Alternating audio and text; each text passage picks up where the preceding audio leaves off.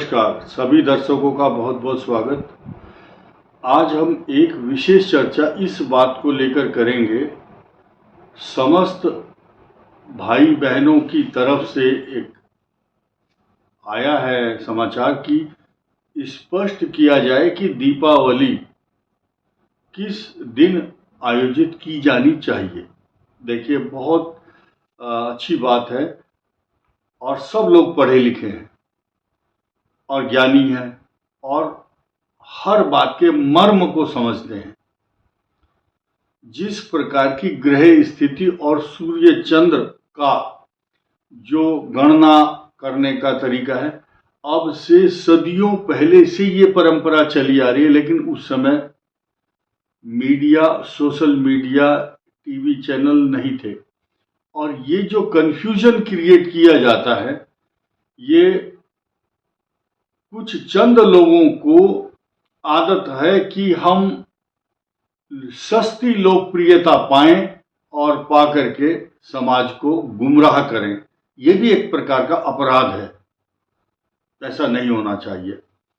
स्पष्ट बात करने की कोशिश करूंगा, आप लोग समझिए। कॉपी पेन या कागज लेकर के आप नोट कर सकते हैं कुछ खास पॉइंट जो अगली पीढ़ी और उससे अगली पीढ़ी के भी काम आएगा।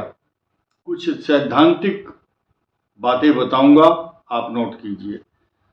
पहले मैं बताना चाहूंगा कि जो दीपावली पर्व है, इसको पंच पर्व कहा गया है। 5 पर्व हैं सीधे सीधे, और इनकी जो सीक्वेंस है, सूर्य और चंद्रमा के उदय और अस्त के गणना के आधार पर ही होती है। लेकिन कहीं कहीं आप देखेंगे, बनारस में टाइम सूर्य उदय का अलग होगा, दिल्ली में अलग, पंजाब जालंधर में अलग, चंडीगढ़ में अलग, और हर स्थानीय ज्योतिर्विद पंचांग विदों के सूर्य उदय के स्थानिक समय के आधार पर होते हैं।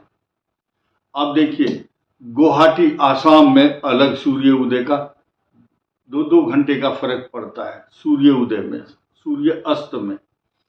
अब यहाँ कई प्रकार के विवाद होते हैं। बोले जी, निशित व्यापिनी प्रदोष काल की तिथि है, इतने घड़ी इतने पल पर हो, सब जायज है। लेकिन भाई ये तो देखो कि जिस शहर में सूर्य उदय और अस्त कहाँ है, एक ये आप लोगों के लिए विवाद का विषय हो सकता है, लेकिन कुछ सैद्धांतिक बातें सुनना जरूरी है। देखिए, 3 पर्व हैं, अहोई अष्टमी, होई होली और दीपावली। ये तीनों एक ही दिन की होती हैं। दिन शब्द का मतलब जैसे वार हैं, एक ही वार होगा, तीनों का सीक्वेंस है। बस ये याद रखो, सदियों से चला आ रही है परंपरा, लेकिन अभी मैं और क्लियर करूंगा आपको। दूसरी परंपरा ये है कि लोग कार्तिक मास, जो विश्व में सबसे अधिक पर्व होते हैं जिसमें, और पूरा माह ही, 1 महीना पूरा ही त्योहार है, कार्तिक महात्म है इसका बहुत बड़ा। भगवान विष्णु का मास है, सारी खुशियों का पर्व है। और इसकी कहानी एक सुनाऊंगा ऐसी कि जन्म जन्मांतरों तक, 60 करोड़ वर्ष तक का पुण्य आज ही इकट्ठा करके ले जाएंगे आप इसी वीडियो में। 2 मिनट रुक जाओ आप। 60 करोड़ वर्ष तक आपको पुण्य मिलेगा इस कथा के श्रवण का, और आपके इतने पुण्य होंगे कि जब चित्रगुप्त के पास आप मृत्यु के उपरांत जाएंगे तो आपका लेखा जोखा चेक नहीं होगा।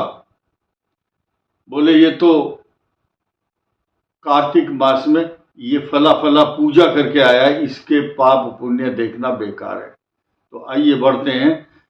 18 तारीख को आप दीपदान करें। पहला यम के नाम का होगा वो, और दीप जलाने की जो परंपरा है, इस पर मैं आप आऊंगा, छोटा सा एक उदाहरण दूंगा। दूसरा पर्व कहें या पहला ही कहें, 18 तारीख को इसलिए जलाना कि वहां से परंपरा शुरू हो जाएगी। उस दिन बृहस्पति भी उच्च राशि में प्रवेश करेंगे और सोने के भाव में बहुत बड़ी चेंजिंग आने वाली है, ये ध्यान रखना।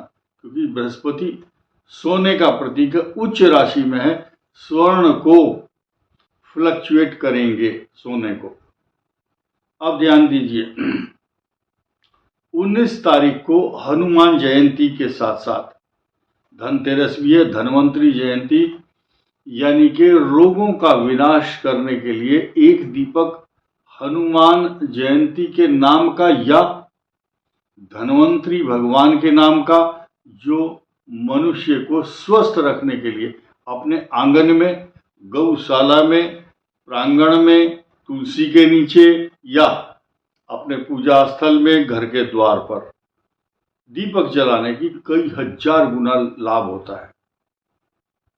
और इसके वैज्ञानिक दृष्टिकोण भी है, क्योंकि सरसों के तेल का जो दीपक है उसको जलाने से नेगेटिव एनर्जी नहीं आती है, आसपास फटकती नहीं है। यही कारण है कि सरसों को बहुत पवित्र माना गया इस काम के लिए।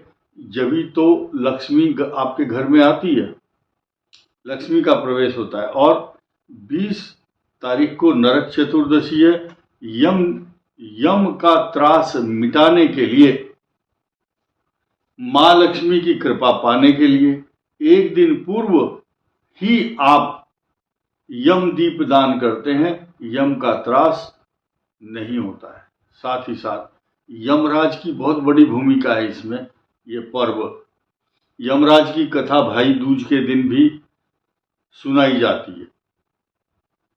अब आप देखिए, 20 तारीख को होगी नरक चतुर्दशी और छोटी दीपावली कह सकते हैं आप इसको। उस दिन यमदीपदान होगा तथा 21 तारीख को महालक्ष्मी पूजन होगा। हमारे यहाँ शास्त्रों में परंपरा है कि उदिया तिथि और त्रिमूर्त व्यापिनी है, त्रिमूर्त है उस दिन, यानी कि जब 3 मुहूर्त इकट्ठे हों तो ये बहुत बड़ा योग बन जाता है उस दिन। तो सायंकाल के समय लक्ष्मी पूजन का महत्व है। ये बात मैंने स्पष्ट की, दोबारा बताता हूँ। पहला दीपक उस दिन आप त्रयोदशी का आरंभ होगा, परंतु हनुमान जयंती और धन्वंतरी जयंती 19 को होगी। 18 से ही आप एक स्वागत में दीपक जलाएं, फिर 19 को मुख्य द्वार पर या जहां जल का स्थान, वरुण स्थान, घर के मध्य भाग में या तुलसी के, जहां भी आपकी इच्छा हो, एक सरसों के तेल का दीपक जरूर जलाना है। ये आपके लिए शुभ होगा। और इसका महत्व क्या है ये मैं बाद में बताऊंगा। 19 को बताया धन्वंतरी जयंती, 20 को छोटी दीपावली यम द्वितीया और 21 को महालक्ष्मी पूजन होगा, दीपावली का पर्व। जो भी आप कैसे मनानी है दीपावली, 3 विधियां लिखी हैं शास्त्रों में। कुल रीति, देश रीति और शास्त्र रीति। एक तो खानदान की जो परंपरा हमारे यहाँ तो ऐसा होता है, ये कुल रीति है। एक हमारे इस इलाके में ये परंपरा है, वो देश रीति। और तीसरी है शास्त्र रीति, शास्त्रों के विधान के अनुसार जिसको जो अच्छी लगे वो कीजिए।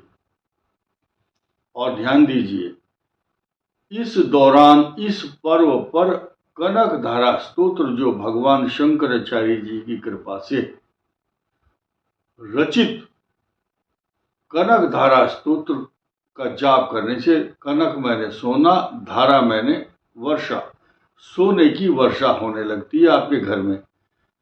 अगर आप संस्कृत में नहीं पढ़ सकते तो आप हिंदी का अनुवाद करके उसको जरूर जरूर जरूर पढ़ना चाहिए। दरिद्रता का नाश होगा, सद्बुद्धि आएगी। लेकिन जिसके भाग्य में नहीं है वो इस काम को नहीं कर पाएगा।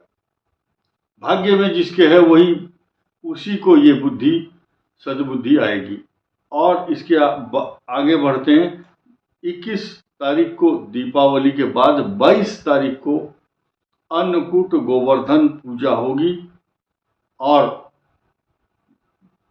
23 तारीख को भाई भ्रातृ द्वितीया, यम द्वितीया भी कहते हैं इसको, इसका आयोजन किया जाएगा। अब मैं आपको ये बताऊंगा कि एक रानी थी सूर्यवंश की, उसको महात्मा ज्ञानियों ने, विभांडक ऋषि आए, उन्होंने उनके पूजन को देखा, आश्चर्यचकित रह गए। तुलसी में, गौशाला में, पीपल के वृक्ष पर, यत्र तत्र सर्वत्र ब्राह्मणों के द्वार पर, मंदिरों में, जहां तहां सब दीपक जलाने का उनको एक आदेश दिया हुआ था भगवान की तरफ से।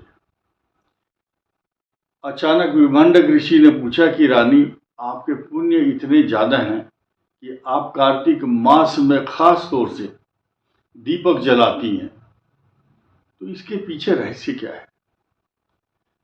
उन्होंने कहा, आज तक मेरे से किसी ने पूछा नहीं है और मैंने बताया नहीं है। आज अवसर आया तो आपने पूछा तो मैं बता रही हूं आपको। मैं पिछले जन्म में चूहिया थी, तो मंदिर में रहती थी, प्रसाद खाती थी।